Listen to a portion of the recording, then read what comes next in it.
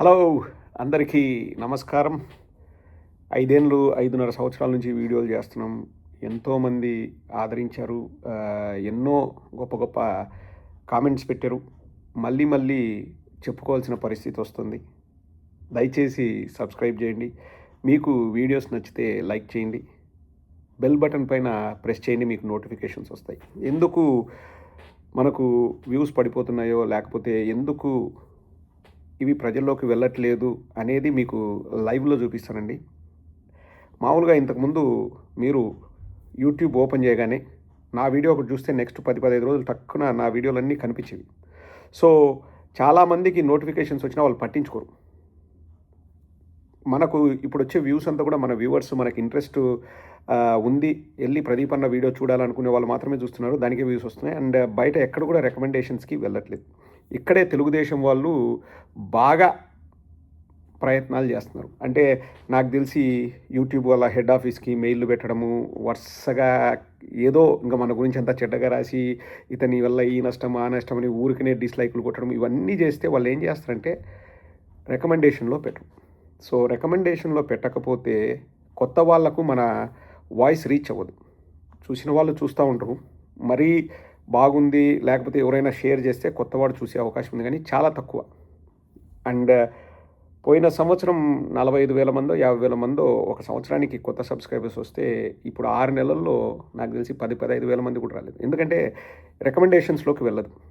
Recommendations అంటే ఏంటి, ఎలా వెళ్తుంది రికమెండేషన్స్ అనేది లైవ్లో చూపిస్తాను. ఇప్పుడు మీకంటే చూసే వాళ్ళకంటే ఎక్కువ నేను నా ఛానల్ని చూస్తూ ఉంటాను. ఎందుకంటే నేను వీడియోలు అప్లోడ్ చేస్తుంటాను.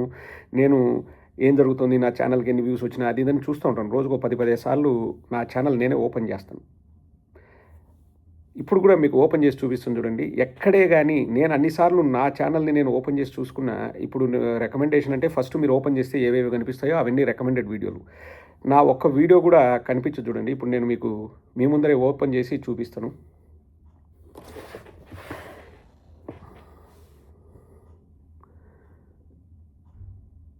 ఇప్పుడు ఇది నా పేజ్. దీంట్లో ఎక్కడైనా మీరు చూస్తే ఇవన్నీ ఏవో వీడియోస్ అన్నీ ఉన్నాయి. రికమెండెడ్ వీడియోస్ ఏవేవో వస్తాయి చూడండి. ఎక్కడైనా ఒక్కటైనా నా వీడియో కనిపిస్తుందా మీకు?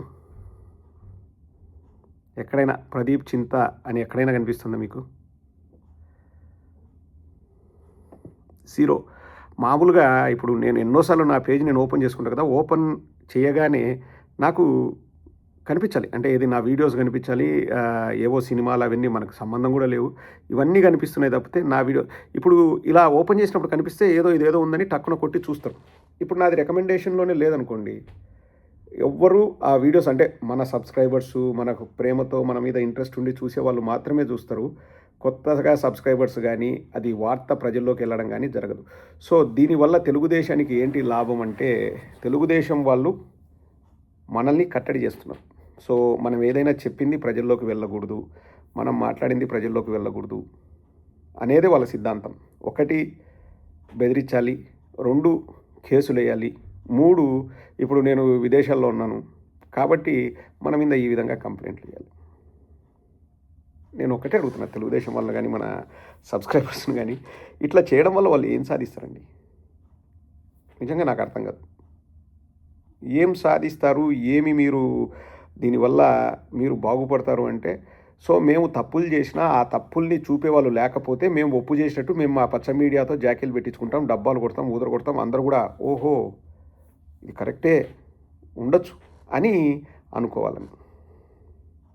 ఇప్పుడు మనం ఏదైనా మన వర్షన్ వాళ్ళు బురద జల్లి మన మీద వేస్తారండి, లేకపోతే గుడ్డ కాల్చి మన ముఖం మీద వేస్తారు.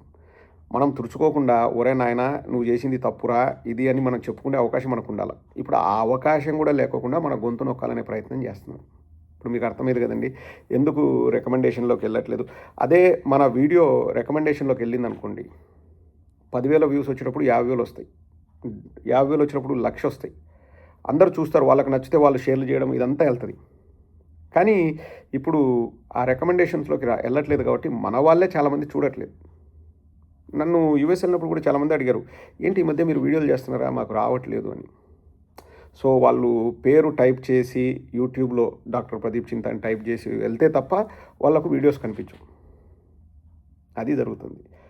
అంటే ఇట్లా దీనివల్ల ఏమిరా నాయనా జరుగుతుందంటే నాకు ఏం పోతుందండి, ఏం పోతుంది, ఏమీ పోదు. బట్ నాకు కసి అంతా ఫస్ట్ నుంచి కూడా నేను ఛానల్ పెట్టింది, నేను మాట్లాడుతుంది ఒకటే అండి. అంటే మీరు పంది అంటే మేము పంది అనాలా, మీరు నంది అంటే మేము నంది అనాలనా?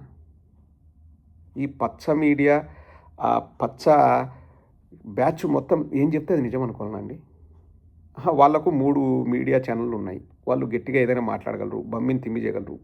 వాళ్ళ కోసం మాట్లాడే పెయిడ్ ఆర్టిస్టులు ఉన్నారు. ఇప్పుడు ప్రతి జిల్లాలో యూట్యూబ్ ఛానళ్ళు కొనేసాం తెలుగుదేశం వాళ్ళు. ప్రతి జిల్లాలో డౌటే లేదు. 3 లక్షలు ఇస్తాం, 4 లక్షలు ఇస్తాం నెలకి, మేమేం చెప్తే అది చేయండి అని. చక్కటి ఎగ్జాంపుల్ అండి. నేను ఒక ఛానల్ ఇంతకుముందు నేనే ఇంటర్వ్యూలు ఇచ్చాను, మైరా టీవీ అనేది. మైరా మీడియానా, మైరా టీవీనా. ఒకరోజు మైరా టీవీలో ఇంటర్వ్యూ చేసే అతను, అన్న ఇంటర్వ్యూ చేద్దామన్నాడు. సరే చేస్తా అంటే ఏదో వేరే ఛానల్ కొత్తది పెట్టుకున్నాడు. ఏం బాబు అంటే, లేదు సార్ మన మైరా మీడియాని లోకేష్ వాళ్ళు కొనేశారు, సో ఇంకా అక్కడ మనం ఏం చేయడానికి లేదు అని చెప్పారు. ఓహో, ఇలా కూడా జరుగుతుందంటే ఇక్కడే కాదు సార్, మొత్తం అన్ని చోట్ల కొన్నారు, నెల్లూరులో కొన్నారు, కడపలో కొన్నారు, ఎక్కడ దొరికితే అక్కడ కొనేశారు. ఇప్పుడు మనము స్వచ్ఛందంగా మనం ఏదైనా కానీ మాట్లాడదాం, ప్రజలకు చెప్దాం అని ఆలోచిస్తే మన మీద ఈ విధంగా వాళ్ళు కక్ష తీర్చుకోవడము, మన గొంతు నొక్కాలని చూడడం. సో ఇది కష్టకాలం అండి. నేను చెప్తున్నాను కదా, నాకు ఒక్కడికే కాదు, ఎంతోమంది కార్యకర్తలను ఇబ్బంది పెట్టినారు, జైళ్ళల్లో పెట్టినారు. ఎక్కడ వీలైతే ఆ విధంగా వాళ్ళు ఇబ్బంది పెట్టాలని చూస్తున్నారు. ఇంకా ఏకంగా రావణ్ మీద అయితే ఈ కేసులు నిలవడమని యూఏపీఏ చట్టం పెట్టారు. ఇప్పుడు రావణ్ మంచోడా, రావణ్ చెడ్డోడా, రాముని తిట్టాడా, లేకపోతే రావణ్ జీసస్ని తిట్టాడా, అది కాదు పాయింట్. ఆ మాట్లాడిన వాటిపైన బెయిల్ వచ్చినాయి కాబట్టి యూఏపీఏ చట్టం పెట్టినారు. అంటే నేను అనేది ఏ ఎక్స్టెంట్కైనా వెళ్తాము ఇబ్బంది పెట్టడానికి. ఇది ప్రజాస్వామ్యం కాదు, అది నియంతృత్వం అండి. మేము గొంతు నొక్కుతాం, మాట్లాడే వాళ్ళ గొంతు నొక్కుతాం. వాళ్ళు మాకు భయపడాలి, జీ హుజూర్ అనాలి, నీ కాళ్ళు మొక్కుతా బాంచన్ అనాలి, లేకపోతే వాళ్ళ ఆస్తులు ధ్వంసం చేస్తాం, వాళ్ళ కుటుంబాలను ఇబ్బంది పెడతాం, వాళ్ళ బజార్కి ఇస్తాం, వాళ్ళ వ్యక్తిత్వ హననం చేస్తాం, వాళ్ళను బ్యాడ్ బుక్స్లో చూపిస్తాం అనేది తెలుగుదేశం వాళ్ళ నైజం నడుస్తుందండి. అదే నడుస్తుంది. మనం తల వంచుదామా, తల ఎత్తుకొని పోరాడదామా, ఇది మన చేతిలో ఉంది. నేను ఇంతకుముందు మా పార్టీ పెద్దలకు కూడా చెప్పా, ఇట్లే 5-6 నెలల నుంచి ఇబ్బంది జరుగుతుంది. నేను ఒకటే చెప్పా, నా వీడియో నేను అప్లోడ్ చేసి ఎవరు చూడిపోయినా నేనే చూసుకుంటాను. బికాస్ మనం చేస్తున్న పనిలో తప్పు లేనప్పుడు, నిజాయితీ ఉన్నప్పుడు మనం ఎవరికి భయపడాల్సిన అవసరం లేదు. పెట్టుకుంటారా పెట్టుకోండి, ఇబ్బంది పెడతారా పెట్టుకోండి, ఎవ్వడు కూడా భయపడేవాడైతే లేడు. నేను మీ అందరినీ కూడా అడిగేది ఏంటంటే, ఇట్స్ అ డిఫికల్ట్ టైం. మనకు కష్టకాలం. ఖచ్చితంగా వాళ్ళు ఎన్నో రకాలుగా ఇబ్బంది పెడుతున్నారు. మనం ఏం చేయగలమంటే, దయచేసి మీరు సబ్స్క్రైబ్ చేసుకోకుండా ఉంటే మాత్రం సబ్స్క్రైబ్ చేయండి. మీకు నచ్చితేనే, నేను ఎప్పుడు కూడా నచ్చకపోయినా షేర్ చేయండి అని చెప్పి, మీకు నచ్చితే 10 మందికి షేర్ చేయండి. ఎందుకంటే వాళ్ళు ఎంత తొక్కి పెడుతున్నారో మనం అంతా కలిసికట్టుగా పోరాడితే మనం దాన్ని అంతగా ప్రజల్లోకి మ్యాటర్ని చేరవేయచ్చు. వాళ్ళ పాపం పండుతుంది, ఎక్కువ రోజులేమి ఉండదు.